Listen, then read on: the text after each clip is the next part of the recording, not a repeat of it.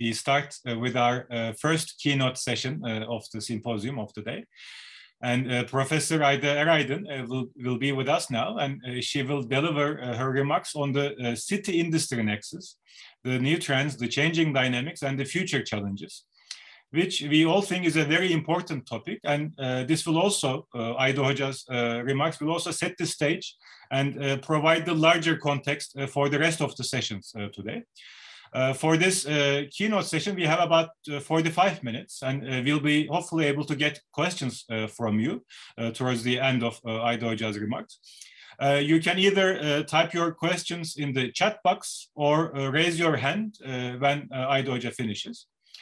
If you're interested in these issues, you would know Ayda Hoca quite well already, but for those who don't, let me briefly introduce her to you. Ayda Eraydın is a professor emeritus in the City and Regional Planning Department at METÜ, which is one of the leading departments in the country and also in the region. She has published on various aspects of urban and regional development, including industrial restructuring, the socio-spatial implications of economic policies on urban areas, and also recently resilience thinking in planning. Her research interests are industrial geography, local economic development, socio-spatial dynamics of cities and regions, as well as planning theory and practice. She has initiated several projects, large-scale projects at the international level as well as national level on various urban regional issues since 1986.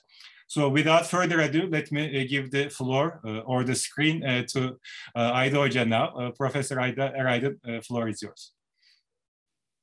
Thank you, Esan.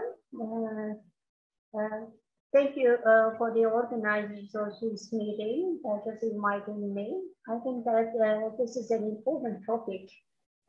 The industry has been forgotten for some time in the last decades, but now is entering to the picture again. And the conference is also very timely because we have to be prepared the changes, what the new industry will bring to our cities. Today,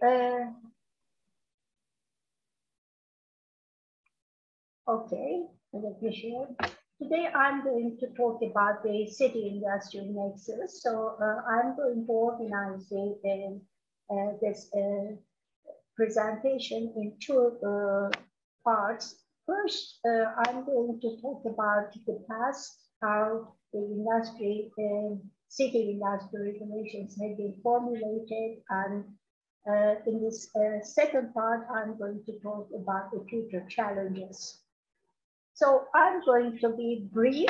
I have a lot of tables, but I hope I can be just finalize my presentation in half an hour. Actually, when you look to the city industry relations, there are a lot of studies just coming from the past, but still, theoretically, there is not a very well-established, the framework is not available.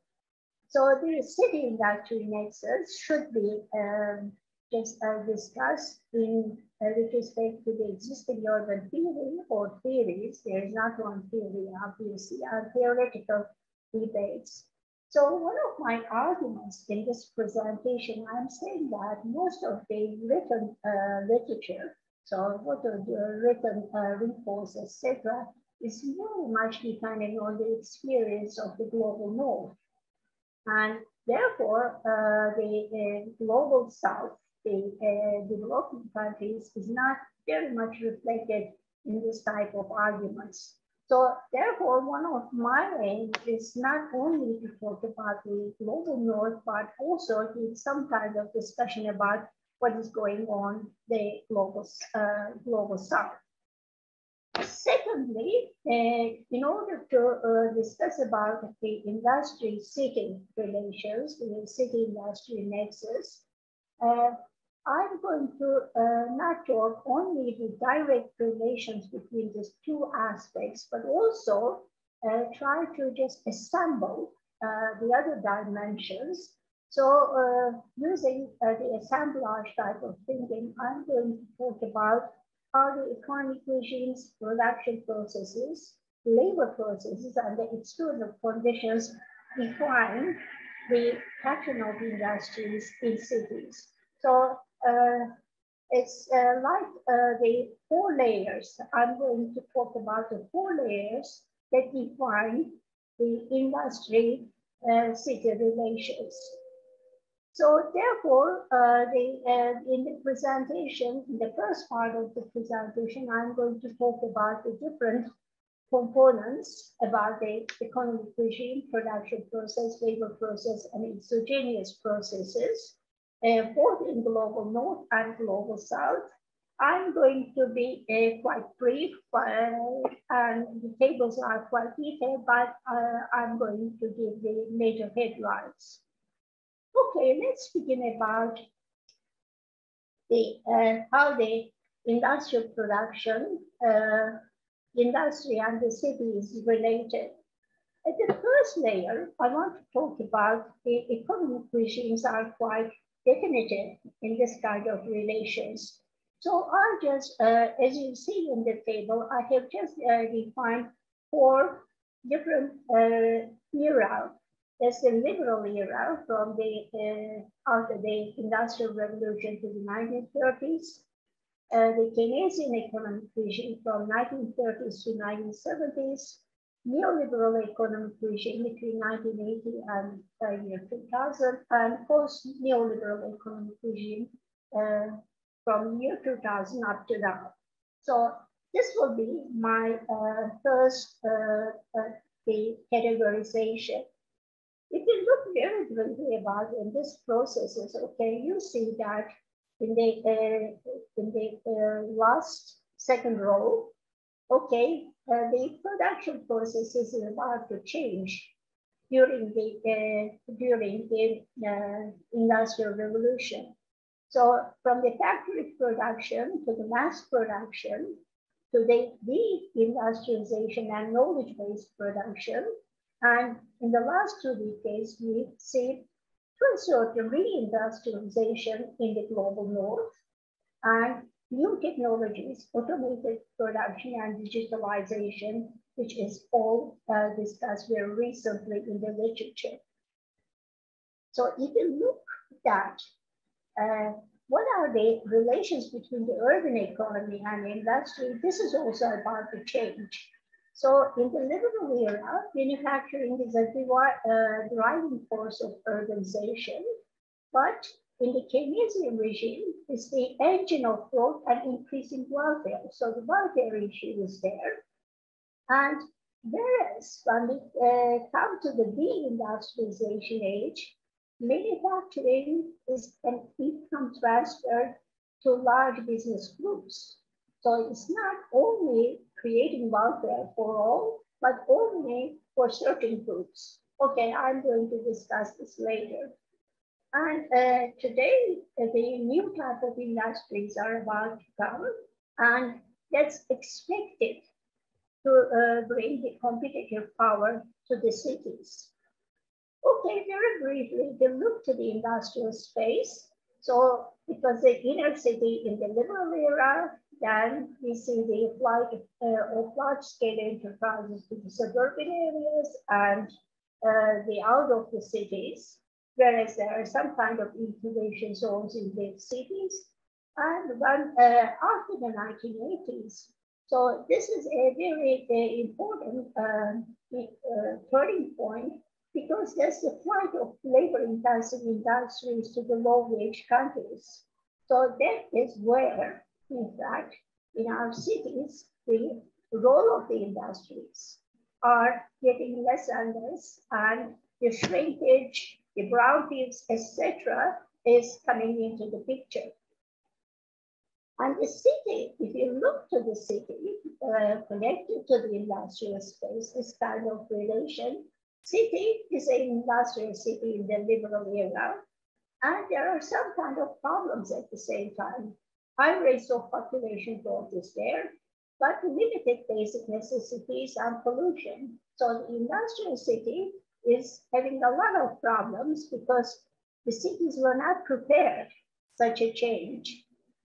In the Keynesian era, so we see that suburbanization, new towns are coming into the picture. And here, the cities are, in the global north, is sprawling. And the private transport is coming into the picture. So this has changed beginning from the 1980s onwards. So we are talking about the flight of the industries to the labor-intensive countries. And here, the literature has begun to talk about shrinking cities, the brownfield areas, but at the same time, while the industry is losing, since there is the income transfer from the low-wage countries to the global north, we see increasing role of the gated communities, luxurious spaces. So it is the privatization of the areas, and there is an increasing segmentation between the different groups. So in the last 2 years, there are discussions about the smart cities, but at the same time, these smart cities have big problems. So we call these cities at the same time segmented cities, because the smart new technology is just favoring certain groups, but not for the whole population. So this is the graphics for the deindustrialization. I want to show you how radical the industry is changing from the 1965 to the year 2015. So that is in the world and the high-income countries. Actually, the share of the income has been substantially reduced. Okay, we can hear continuing from the first the table.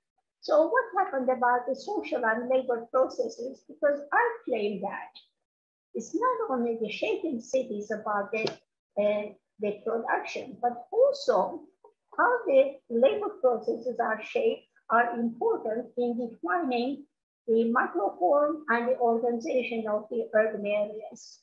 So in the liberal era, for example, low wages, income inequalities were dominating. That's very much related to the urban pattern about the lack of amenities and at the same time, the pollution. But between 1930 and 70 in the Keynesian welfare era, the working class has been gaining some kind of advantages and the emergence of the large middle-income groups. And that's very much compatible with the suburbanization, because suburbanization is not mainly for the working groups and middle-income groups. So it's not the only the industry, but how the labor is organized, take part in the industrial production is important in that respect. But beginning from the 1980s, the things are much more different. We see unemployment because of the loss of the industry. So increasing unemployment is there, increasing income differentials, because the service economy is just some kind of the producer services creates the advantages for certain groups, but at the same time, the earlier working class has been just negatively affected from the situation. So shrinking cities and the impact, the social segmentation is working in parallel way. And in the last 2 decades, we see that overworking is becoming again dominant, new jobs, segmentation of the labor markets. And this is very much, again, connected to the increasing different the industrial trends, at the same time, the segmentation in the production process. Now, let's add another layer to this table. So here, the external world is quite definitely important in that respect. So actually, in liberal era, the external world was a source of raw material, but later it's a kind of the markets for the manufactured products. But becoming from the 1980s onwards, they are the production spaces. So when people have just left the manufacturing have left to these countries, so they become the main producers and the subcontractors. And here I think that the importance is these financial transfers are important in order to understand what happens in the advanced countries, cities, the metropolitan cities, global cities, etc. So we should take into consideration about these financial transfers via to headquarters from the multinational companies that have the branch plans that are taking place in the labor-intensive countries.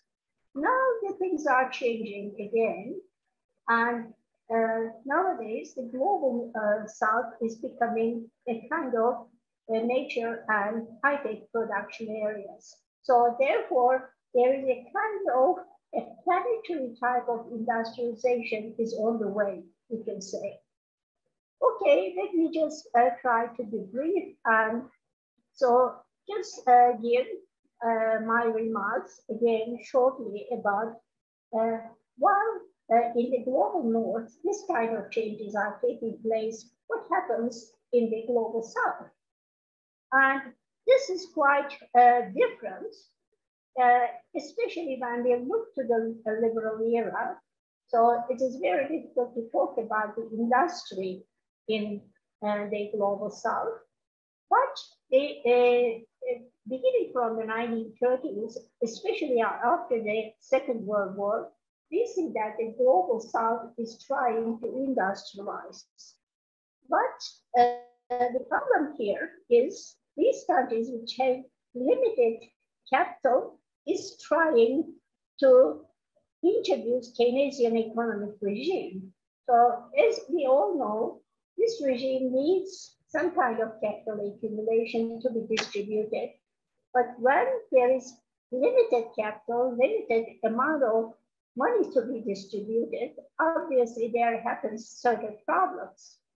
So therefore, in the 1930s up to the 1980s period, we're talking about the dualistic industrial structure, dualistic cities, and dualistic labor markets in the global south. The factory production is coming into the picture, but here there are the informal type of production plus the formal type of production, the factory type of production. They are taking the large enterprises are taking in the periphery of the cities, so a leapfrogging type of industrial development is taking place, whereas in the inner cities, the small enterprises. At the same time, connected to this production process, we see that the city is also having a kind of dualistic structure, informal housing, squatter housing, and the more to the modern or more to the planned areas. And the social processes, labor processes are very much connected to that. And so we see that again, the dualistic structure and informal the income inequalities at the labor market. So in fact, when we come to the 1980s, we see that the neoliberal economic regime is not only introduced in the global north, but in the global south. And here the trends are more, but here the production process is still going on. It's not the deindustrialization, but the industrial concentration in the metropolitan areas, whereas the rest of the countries are not getting the benefits of this kind of industrialization. So therefore, when you look to the last, let's say, 40 years, we see that the concentration of the industries in the major metropolitan areas in the newly developed countries.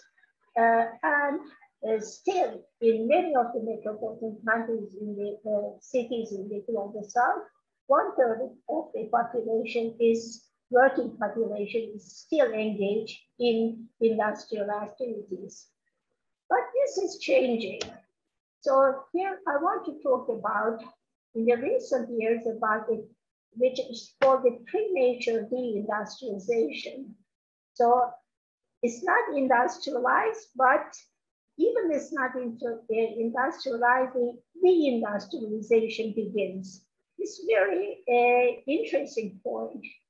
And new type of industries are going to be supported, but at the same time, we see that the loss of the industries and not competitive service industries, so service-based activities, so it's becoming more and more problems which create high unemployment rates, and also the shrinkage of the cities also in the global south, especially medium and small cities are quite declining.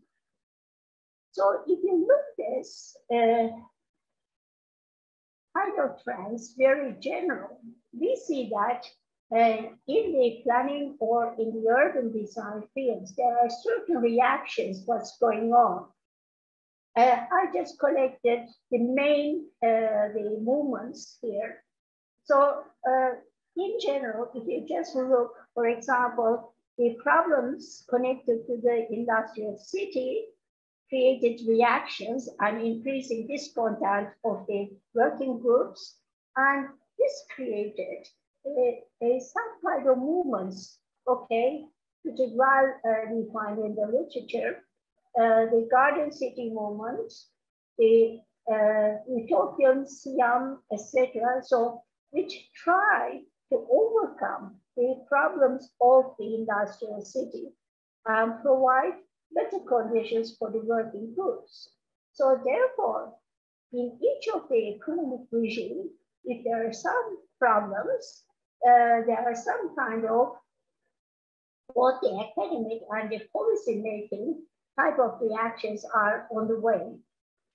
After the Second World War, so in the Keynesian economic regime, so there are the middle income class, better the working groups, etc. And this is also in the planning field, in the urban design field, we see that the new suburban areas has been created. Today we can criticize about whether this is the optimal solutions, or there are a lot of things we can create about this kind of the suburban type of projects. But at the same time, they are a kind of reflection, giving more to the working class and better living conditions. And this is also new towns movement. You can see the same thing. So new towns have been created in Britain, in USA, etc., to provide better living conditions for the working groups. So it's not a discontented, but the demand is there, and so the working classes are looking for better living conditions, and this is the reaction of the policymakers. But what happens in the beginning from the late 1970s onwards? We cannot see this kind of policy reactions to the working class, but the needs of the industries can be more prominent in bringing the new projects, new type of policies within the cities. So in the recent industrialization age, and some of the industries is lost, so most of the projects referring to the city has been very much interested in providing better conditions for industrial enterprises. And we know that the technoparks, high technology places, brownfield redevelopment projects, waterfront projects, are all just against the deindustrialization and creating new employment opportunities within the cities. So the social processes, the labor processes, and the demand is not there. Instead, the entrepreneurial type of attitudes are important. So in fact, at that period, we are saying that it's the entrepreneurial stage. So the policies are mainly within the entrepreneurship context. And from the last 2 decades, we see again the increasing reactions and discontented groups.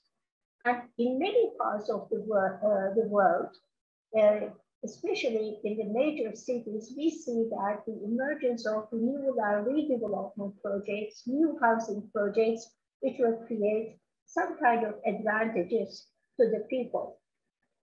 So if we just go to the details, we can talk about more type of policy issues, but what I wanted to show is the problems and the priorities are important in shaping the new policies, and that makes a difference in the organization of the cities.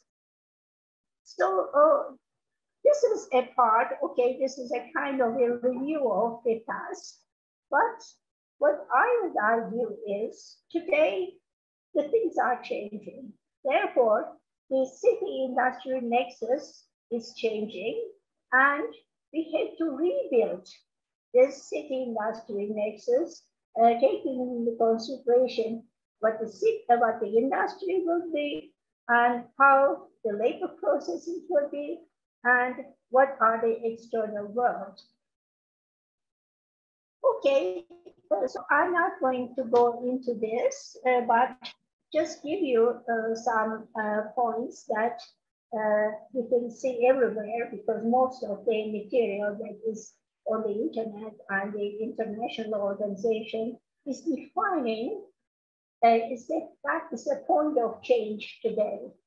The acceleration of digital transformation, supply chains, the changes in the definition of the workplaces, industries for upskilling, changing work habits, etc. You can see everywhere. So in fact, one of the things which is discussed in the literature, the new era will be defined by the stronger emergence of social capitalism. Okay, I have a strong doubt about it. So it's a good will, but how the new regime will be shaped, okay, this is not clear at this moment. So, but also what we see is, if you look to the international institutions documents, so the loss of interest on industry beginning from the 1980s onwards has been changed radically. For example, the World Bank is saying that industry is important for economic growth, job creation, poverty reduction, and foreign direct investment. These were not the issues. If you look to the previous documents of such international institutions, this kind of emphasis on industry, you cannot find it. It's quite new, and people are just saying that in order to build the future of the cities, you need to depend on industries. So this is one of the examples. Another example I want to show you, this is the document that has been produced for London. So, this is just a kind of the booklet that has been prepared by the London Authority. And what it says is quite important here. It says that London is time for a new industrial revolution. Let's make London the industrial center of the future. So you know that London is one of the global cities, which is very much specialized on financial services. And in terms of financial services, that's even more important than New York and Tokyo, etc. But however, this is a very recent document. I'm saying that, okay, we have to change and make the London innovate and raise productivity and just attract new businesses and create new jobs in industries. So it's again showing that it's a big turn. Another issue, the last item that I have put here is industrialization, industrial center, but at the same time, more green city. So they are just trying to have both in the vision of the London. So this is only one example. I have just the documents from Brussels, from Amsterdam, etc., more or less saying the same things. I have just put it as an example. Ayda Hocam, last 5 minutes, if you may. Okay. So therefore, these are all the things I'm not going to read this. So reindustrialization. So the world after the pandemic period is a period of the reindustrialization. So reindustrialization is back on the agenda, and therefore we should now discuss about what is the city industry nexus after the year 2020-21. So here, okay, in the 5 minutes, I'm going to talk about two issues are important. Okay, let me just skip this. First, in the new era, so there is need for, and the tendencies are also forcing us to create a connected city and think about the urban manufacturing. So manufacturing not out of the city, but manufacturing within the city. Actually, in the past, after the industrial city, we have seen that the separation of the city and the industry moving out. And so there is the gradual separation of manufacturing from the other land uses, but this is changing. So two issues, I'm not going to discuss that right now, but if there are any questions. So urban densification is needed and industrial intensification is also needed, which means that both the similar type of activities, also concentration of the dissimilar type of activities will be on the agenda. And here the wording is the right mix. The crucial word is the right mix. So it's not only putting everything together, but what the city deserves, how the city can have a carrying capacity about the industry and residential areas. So the right mix, just taking into consideration of the local conditions are important. The second item I want to underline is the transition areas. Today, even in the cities in the global south, we have some transition areas that are waiting us to redefine. And the new workplaces may be just concentrated on that. And shared manufacturing spaces are going to be more important. Okay, so this is a kind of a picture showing that this is from Brussels, this is from Britain. And so the mixed-use neighborhoods, transition areas for the industries, and this is the circularity of the production for city are becoming the main points. Second, okay, so I'm going to just finish in 2 minutes. Okay, the circularity is important in that respect. So because the changes in the manufacturing process gives us this opportunity. So we have to green the existing industries and create green industries. And that will be just not only creating a new type industry, but also this kind of circularity can contribute to the metabolism of the cities. And here, I think that I can read these 3 items. I think it's very important. This is the city in the form of solid residuals, waste and gray water. Heat and steam can be productively utilized by maintaining productive activities within the cities. So they can hand in hand. So both you can use the waste and also the circularity, you can produce something new. Co-location is important. And also this will be upgrading the skill base and just important for overcoming the problems that are faced recently by the workforce. Okay, the important notes. This is the final slide. There is need for redesigning urban areas. So we should forget about what we did in the last years about just serving for the gated communities, new areas, creating projects for the brownfields, etc.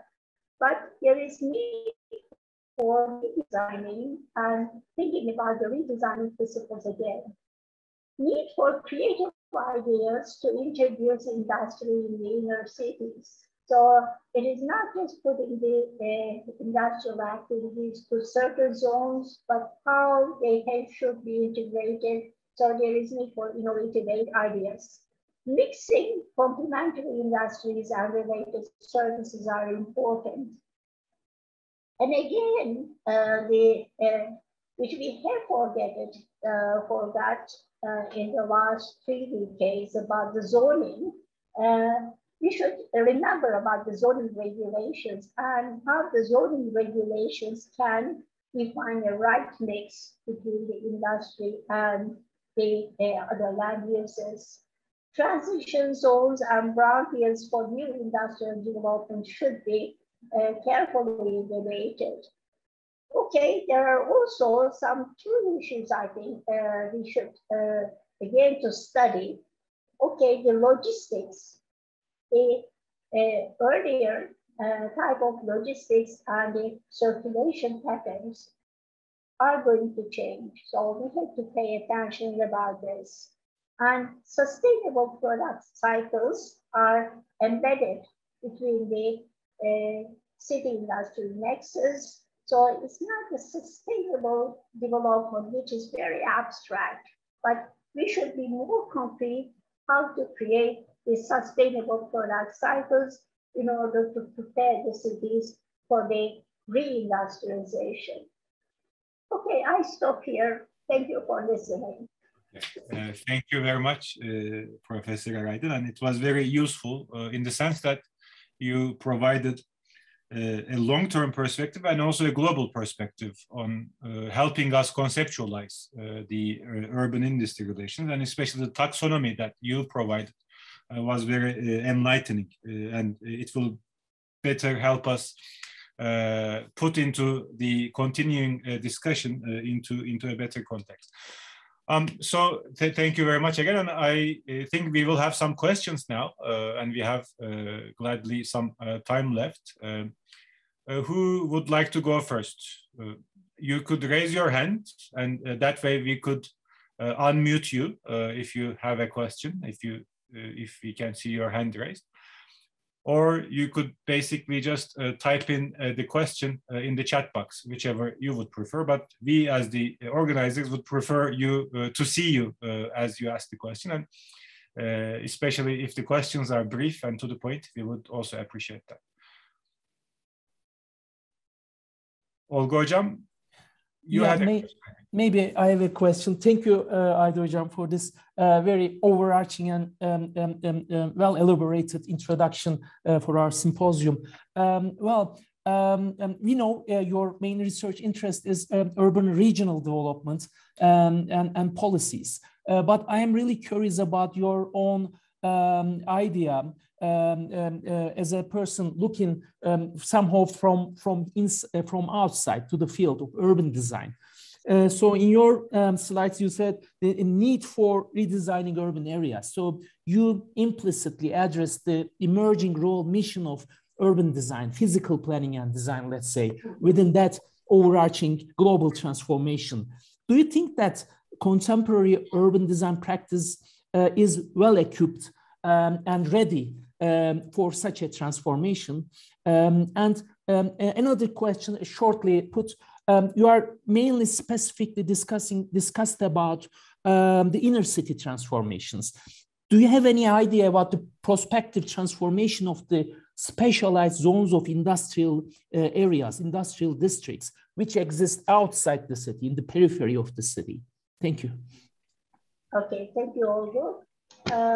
I think that one of the tendency and also the mission is to take the industry back to the cities, because up to the 1930s, so we've been pushing the industry to the outskirts of the city or out of the cities. Now, with the change of the technology, at the same time, with the new ways of thinking, obviously we need to take the industry as part of the inner city areas. And what I think is, since in the planning practice and the urban design, obviously this kind of separatist type of approach has been very long history. So about 1930s up to now is 90 years. So people are thinking that they have to be separated and we have to create new technology spaces, new industrial spaces, just spaces for just industry. But today, what is just discussed is we have to have for example, the mixed zones. But the mixed zones have very important problems. For example, if you go to Japan, in many of the Japanese cities, still there are the mixed zones, but these mixed zones have a low urban quality. So the mission for the urban design is, okay, to create this kind of right mix, what I call the right mix, but to just define the different principles in order to introduce that, because we have lost that kind of a notion for a long years, and the designing for the residential areas, designing for, let's say, some kind of recreation areas, designing in the certain industrial zones, etc. Now, we have to go back and try to think about how we can just mix all of them. So what I'm saying that about the redesign and thinking the recent designing principles, obviously taking the consideration of today's local context and make this happen. And there are some kind of the workshops in the different parts of the world in order to just introduce that. For example, there are the highways. So how the highways can be, the areas around the highways to be used, how the existing residential areas can be filtered by the industry. So I think that that's a kind of a homework for us to rethink about how we can just match in today's conditions about the industry and the other users. And secondly, I'm saying that the circularity, the circular economy, which is now very popular, but how this type of concepts are to be used as an input for the design is also important, because it can make a big change how you perceive an urban space, how they relate with the different kind of activities, etc. So these two issues, I think that very important. So not forgetting about our old habits of separatist type of approach, but think about how to integrate them is the mission of the planners and also the urban designers, I think. Thank you, Hocam. Thank you. I have a question which is pretty much related to what you have just mentioned, Ayda Hocam. And it's more like maybe a counterfactual, and it could sound stupid as well, but I just wanted to ask it. So the land use regarding industry was basically, in the Turkish case, decided by the demand of the business sector and some regulatory oversight by the ministry, particularly Ministry of Industry, and in some cases, rare cases, municipality.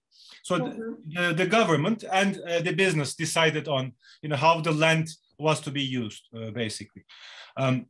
So my question is, if the working class was part of the decision making, it was a decision maker, how would this change? How do you think the industrial areas would be different from what we see today if their concerns were incorporated into the land use decisions regarding the industry-city relations?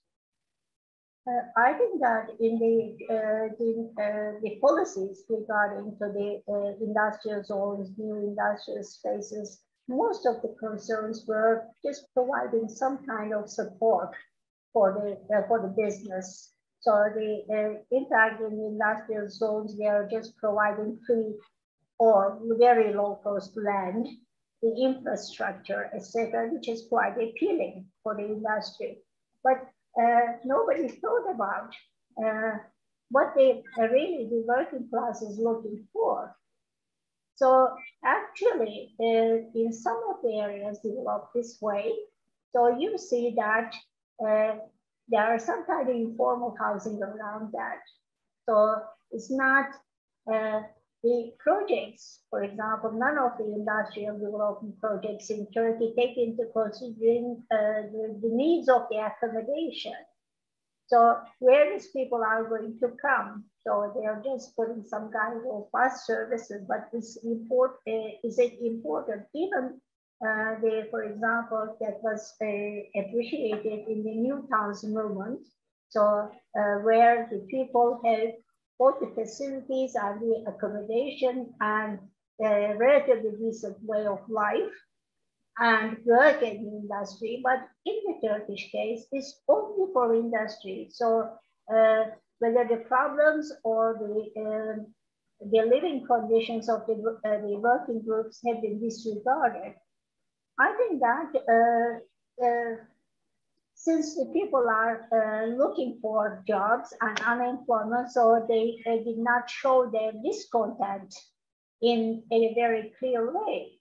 But it is really that is. So the people are they're living in different areas, transporting to there, and whether the quality of life is acceptable, that's all important points. I think that, okay, just providing the industrial spaces is not enough, and there is a cost on urban areas at the same time. This kind of industrial spaces there, they're just bringing some solutions to certain problems, but at the same time, they are creating some problems.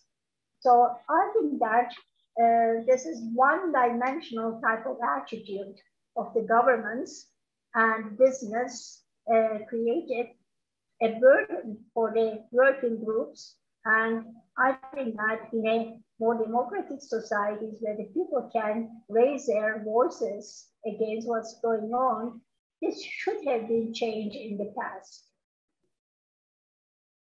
Thank you so much, Ayda Hocam. Any questions? Any other questions from our audience? If not, we can go on with the second keynote. Yes, we have... Ayda Hocam, thank you very much, by the way. I would like to... Olga Hocam, we have one question from the chat box. All right. What could be the, I think it's Dilshat Karakush who's asking, what could be the alternative updated suggestions for transition zones, and how can it provide an opportunity to integrate the city and the industry? Dilshat Hanım asks. Yeah, I think that today in beginning from the 1980s, what we did about these transition zones in many countries in the world, they are just amusement parks, recreation areas, etc. So more to the consumption spaces. But what we see that today, this transition areas is defined as an opportunity spaces where the new industry, new workplaces, even the workplaces, perhaps the wording can change because the new, for example, some of the very small type of enterprises are important for the new industrial type of activities. So nowadays, there is a tendency to utilize these transition zones as workplaces. So this is, I think, what I try to say is this is an opportunity. So don't try to make them to other type of activities, but use it for industry. Let me just give a brief example. For example, in the rural area in Germany, so there are certain industrial towns and which lost their industry, especially iron and steel mills, etc. When you talk about the municipal people, they say that we have abundant land that's not occupied. What are you going to do? And they are saying that the cities are very close to each other. Every city tries to bring a Disneyland type of a function, the amusement parks. But where the customers are going to come, because if each city specializes on that, so then it's not possible. So therefore, still there are a lot of empty spaces, which is not turned to the other activities in many cities. And even in the global south, we know that this is also increasing. And I think that these are quite the potential to be used for reindustrialization and even not making such exceptional or interesting type of projects, but use it for industrial purposes. Thank you very much, Ayda Hocam. Very useful insights for all of us. And I think now we can go on to our next session. And I think we're still good with time. So thank you separately for sticking to the time limit, Ayda Hocam. It was very insightful for all of us. Thank you, Ayda Hocam. Thank you. Thank you.